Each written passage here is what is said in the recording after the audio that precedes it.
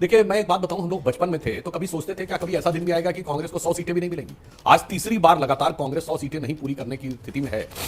इसके बावजूद उनकी बाँछें खिली हुई हैं, उनकी आंखें चमकी हुई हैं और हम 243 सीटों पर खड़े होकर भी खुश नजर नहीं आ रहे हैं, मायूस नजर आ रहे हैं। इससे यह समझ में आता है कि कौन किस धरातल पे पहुंच गया है। जितना हमें मिला है हम उसमें खुश हुए हैं, क्योंकि हमें लोकतंत्र पर भी भरोसा हुआ है, अपने आप पर भी भरोसा हुआ है, राहुल गांधी जी की न्याय यात्रा पर भी भरोसा हुआ है और राहुल गांधी जी की कन्याकुमारी से ईवीएम पर भी भरोसा हो गया ना, यात्रा थी उस पर भी ईवीएम वीवीपैट पर भी भरोसा हो गया ना सर। हमें उस पर भरोसा या उसकी बात नहीं होती तो हम चुनाव ही क्यों लड़ते ईवीएम पर। देखिए फिजूल की बातें करने से फायदा नहीं है, सवाल कुछ नए लेकर के आइए।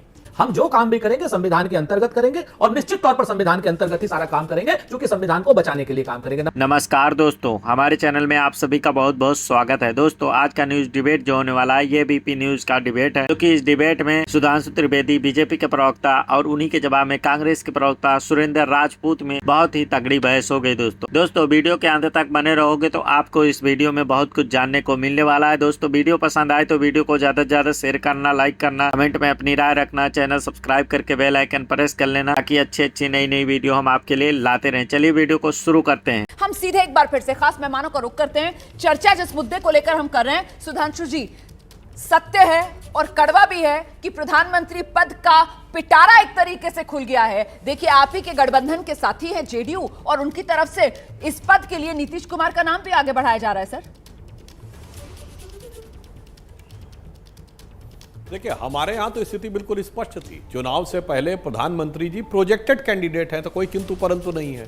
पिटारा वहाँ है जहाँ उस पिटारे के बाहर बहुत सारे लोग बीन बजा रहे हैं कि उनके मन मुताबिक उस पिटारे के अंदर से कोई कुछ निकल आए। वहाँ समस्या जहाँ जिन्होंने तय नहीं किया। हमारे यहाँ इतने 10 वर्ष के उपरांत भी जैसा शिवराज जी कह रहे थे कि एनडीए शानदार विजय की ओर आगे बढ़ रहा है और हमें विश्वास है कि अंतिम परिणाम आएगा, एनडीए 300 से ऊपर होगा, तो हम ये कह सकते हैं हमारे यहां कोई संशय की स्थिति नहीं है, न नीति में, न नियत में, न नेतृत्व में। इसलिए यह प्रश्न दूसरी तरफ ज्यादा समस्याजनक हो सकता है। हाँ, हम एक बात जरूर कहना चाहेंगे, अभी तो देखिए अभी एक बहुत बड़ी मजेदार चीज होने वाली है कांग्रेस में, क्योंकि अब दिख रहा राहुल गांधी जी दोनों जगह से जीतेंगे। अब जीतेंगे तो छोड़ेंगे कहां? वायनाड छोड़ेंगे तो दक्षिण छूट जाएगा, और रायबरेली छोड़ेंगे तो कौन लड़ेगा? ऐसा ना हो कि प्रियंका जी आ जाएं।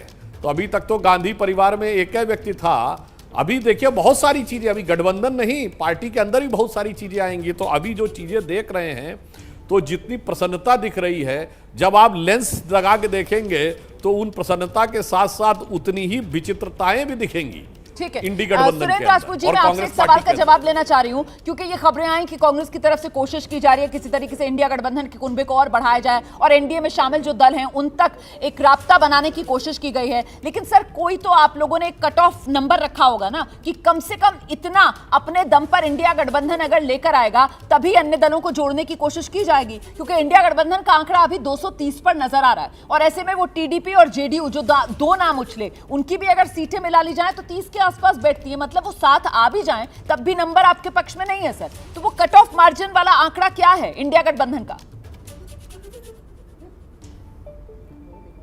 देखिए दो बातें बड़ी साफ हैं, जब तक अंतिम परिणाम नहीं आता ना रोमाना जी, तब तक हम लोग इस तरीके की कयासबाजी में हम जो आधिकारिक प्रवक्ता हैं वो बात नहीं कर सकते, चाहे हम हो चाहे सुधांशु जी हों।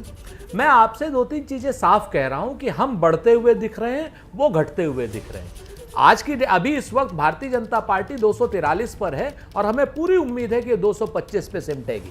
आप इस चीज को देखिएगा, अभी आप जब अंतिम परिणाम आएंगे 220-225 के आसपास हमारा अपना अनुमान है। हो सकता है गलत हो सकता है सही हो, लेकिन हमारा ये अनुमान है। इसके बाद जब फाइनल टैली आ जाएगी तब बैठा जाएगा कि कौन कहां से क्या कैसे करेगा। हां, भारतीय जनता पार्टी में यह तय है, अभी सुधांशु जी ने कह दिया कि वहां पर तो तय है कि हमारा प्रधानमंत्री कौन होगा, उनका नेतृत्व तय है।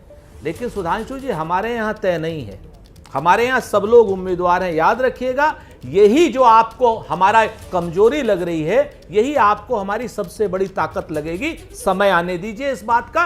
और इधर उधर की बातें, अब चुनाव खत्म हो गया है, कौन लड़ेगा कौन नहीं लड़ेगा। अभी हम ये कहने लगे कि शिवराज सिंह जी नरेंद्र मोदी जी से बड़े नेता हैं, चूंकि 7 लाख से ज्यादा की विक्ट्री हुई है और नरेंद्र मोदी जी इस बार 1,52,000 पर, यानी वर्चुअली अगर कहा जाए तो जीत का सर्टिफिकेट नरेंद्र मोदी जी को मिला है, लेकिन जनता ने जिताया अजय राय को है।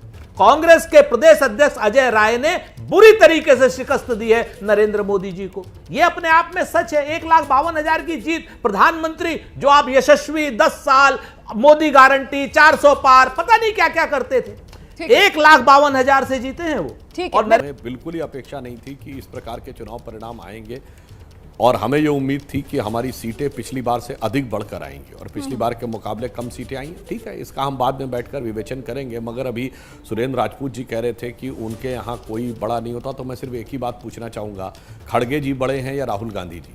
क्योंकि कांग्रेस के मैनिफेस्टो पे राहुल गांधी जी की फोटो थी। खड़गे जी का समझ में आता, वो राष्ट्रीय अध्यक्ष हैं, परंतु राहुल गांधी जी न कांग्रेस के अध्यक्ष हैं, न उपाध्यक्ष हैं, न महासचिव हैं, न दोनों में से किसी सदन के नेता प्रतिपक्ष हैं। अब इससे बहुत साफ हो जाता है। हमारे यहाँ आप पार्टी का कोई बैकड्रॉप देख लीजिए तो मोदी जी की और नड्डा जी की फोटो, एक अध्यक्ष और एक प्रधानमंत्री। 2019 के चुनाव में मोदी जी और अमित शाह जी की फोटो, 2014 में मोदी जी की और राजनाथ जी की फोटो। मगर आपके यहाँ ये बड़ा विचित्र माहौल है, क्योंकि जब सरकार भी चलती थी तो प्रधानमंत्री मनमोहन सिंह जी की छुटका फोटो होती थी और सर, इन सब बातों का नेशनल आपको एडवाइजरी मतलब इसलिए काउंसिल नजर की नहीं आता है, चेयरमैन सर, जो कैबिनेट क्योंकि अब तो मंत्री जो भी नहीं थी, नंबर आ गया है, कैबिनेट मुझे मिनिस्टर लगता है का उस रैंक पर बात कर लेनी चाहिए और नंबर को लेकर बीजेपी को कुछ सवालों के जवाब देने चाहिए। उत्तर प्रदेश आपने खुद ही कह दिया कि जिस तरीके के आंकड़े आ रहे हैं उसकी बिल्कुल उम्मीद नहीं थी, तो मैं ये मानकर चल रही हूँ इसके आगे आपने इस बात को बढ़ाया नहीं, तो अभी शायद पार्टी आंकलन नहीं कर पाई होगी कि मोदी योगी के बावजूद उत्तर प्रदेश में इतना बड़ा झटका बीजेपी को क्यों लगा। महाराष्ट्र की बात कर लेते हैं जरा। सुधांशु जी, महाराष्ट्र में भी जबरदस्त नुकसान एनडीए को हो रहा है और एक पक्ष ये कह रहा है कि साहब ये जो तोड़फोड़ की राजनीति महाराष्ट्र में हुई है, बीजेपी को, एनडीए को, इसके लिए महाराष्ट्र के लोगों ने जिम्मेदार माना है। आप सहमत हैं?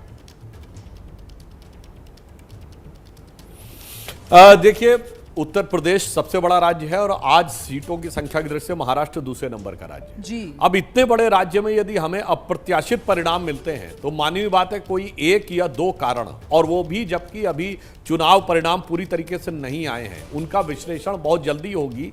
हम लोग पूरा परिणाम आने के बाद व्यापक विवेचना करेंगे, इसमें कई दिन से लेकर कुछ हफ्ते तक लग सकते हैं, उसके बाद हम ये तय कर पाएंगे कि अब हमारी अपेक्षा के अनुरूप परिणाम क्यों नहीं रहे। परंतु यह भी एक यथार्थ है कि तीसरी बार हम स्पष्ट बहुमत एनडीए के नेतृत्व में पाने में सफल रहे हैं। यद्यपि हमारी अपेक्षा से कम रहा, तो हम दोनों बातों का विचार करेंगे और हमने हमेशा किया है। हम 14 और 19 में जीतने के बाद भी हमने विश्लेषण किया था कि जहां हम नहीं जीत पाए क्यों नहीं जीत पाए, और 2004 और 9 में पराजय के बाद भी किया था। तो आज की डेट में एनडीए की विजय हुई है, परंतु हमें अपेक्षा अनुसार सीटें नहीं मिली। हम दोनों चीजों का विवेचन करेंगे। तो दोस्तों, हम उम्मीद करते हैं कि आप वीडियो के अंत तक बने रहेंगे। अगर बने रहेंगे तो आपको बहुत बहुत धन्यवाद दोस्तों। सुधांशु त्रिवेदी बीजेपी के प्रवक्ता के बारे में क्या कहना है, आपकी क्या राय है, आप कमेंट पे अपनी राय दें। और कांग्रेस के प्रवक्ता सुरेंद्र राजपूत के बारे में क्या कहना है, आप अपनी राय रखें दोस्तों। और वीडियो पसंद आया हो तो वीडियो को ज़्यादा से ज़्यादा शेयर कर दें, लाइक कर दें, कमेंट में अपनी राय रखें, चैनल सब्सक्राइब करके बेल आइकन प्रेस कर लें ताकि अच्छी अच्छी वीडियो हम ऐसे ही आपके लिए लाते रहें। चलिए वीडियो को समाप्त करते हैं दोस्तों।